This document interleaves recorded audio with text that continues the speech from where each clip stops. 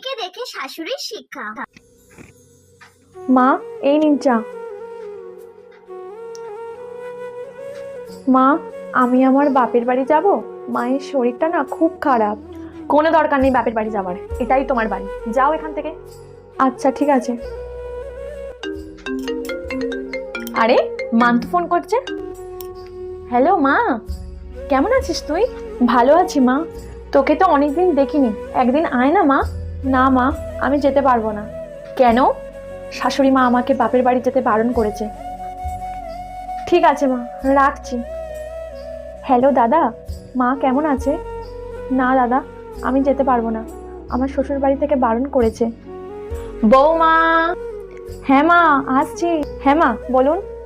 তুমি বাপের বাড়ি যাবে বলছিলে না, তোমার মাকে দেখতে যাও। তোমার যতদিন ইচ্ছে তুমি থাকতে পারো, আগে তোমার মা সুস্থ হোক, তারপর এসো। ঠিক আছে মা।